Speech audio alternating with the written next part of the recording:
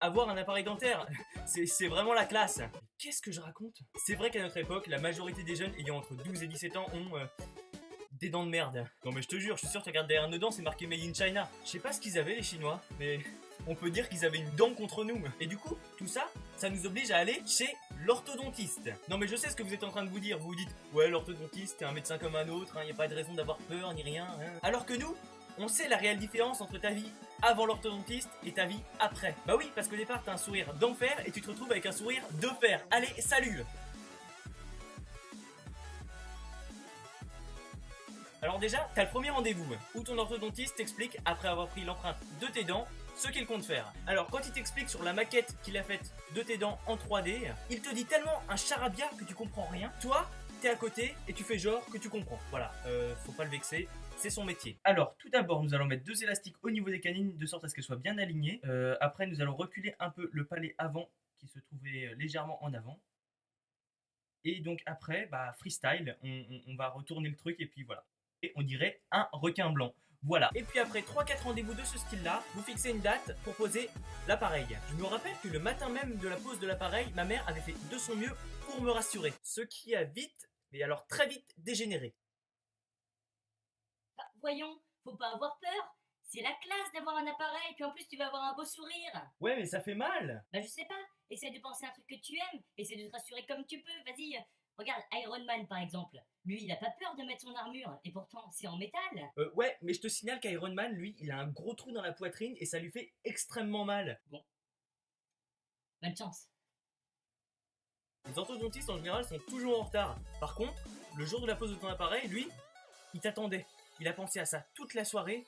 Tu es le meilleur jour de sa semaine, forcément. Alors du coup, au moment où t'arrives pour la pose de l'appareil, il te reçoit du genre On va te mettre du métal sur les dents. Puis alors, la pose de l'appareil commence. Lors de la pose de l'appareil, tu es allongé, la bouche ouverte. Donc en gros, tu peux pas avaler ta salive. Et ça, ton orthodontiste, il le sait que t'as autant d'eau dans ta bouche que dans tes chiottes. Et alors, on dirait qu'il fait exprès de te poser des questions auxquelles tu ne peux répondre ni par oui, ni par non. Alors dis-moi, tu comptes partir où pour les vacances d'été? Ok, ça marche. Une fois qu'il t'a posé ton appareil, tu as un petit temps où tu peux poser certaines questions. Et alors, il te pose une question que tous les porteurs d'appareil connaissent. Alors, ça te fait mal? Mais le problème, c'est qu'il la pose jamais au bon moment. Ouais non, parce que sur le coup... LOL. Non, parce que sur le coup, t'as pas mal. Mais ce que tu sais pas, c'est que tu vas morfler pendant toute la semaine qui vient. Et c'est dur. Et puis en plus, avec l'appareil, tu peux pas manger grand chose en fait. Alors, vous ne pourrez pas manger ni de chewing-gum, ni de bonbons, ni de Mars, ni de Twix. Toutes les barres chocolatées, vous oubliez. La viande, il faudra la couper en petits morceaux. Vous aurez du mal au début à manger la croûte du pain. En fait, ce que tes parents t'avaient pas dit, c'est que ton orthodontiste, il est également diététicien. Et après t'avoir donné toutes ces explications, il te donne un petit kit pour entretenir ton appareil dentaire. Et puis, il t'explique comment se laver les dents. Comme si tu l'avais jamais fait de ta vie, quoi. Perso, moi, j'ai suivi ses instructions. Pendant 3 jours. Et puis ça m'est passé. Et puis au bout d'une semaine avec ton appareil, tu te commences à t'habituer. Tu es fier de toi, tu te dis ça y est, j'ai fait le pire. Je me suis habitué à mon appareil. Non, parce que ton appareil sur tes dents, il commence à se dire ça y est, je suis posé.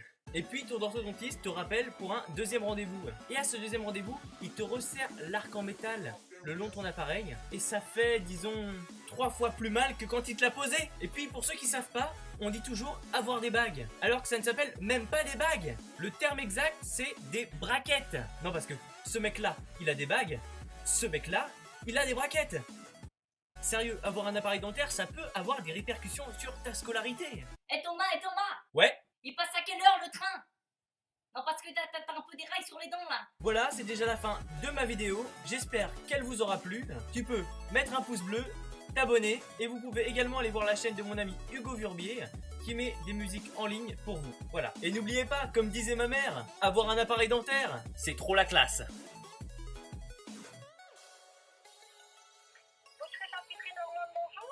Oui, bonjour. Ce serait pour savoir si vous avez des pieds de cochon, s'il vous plaît.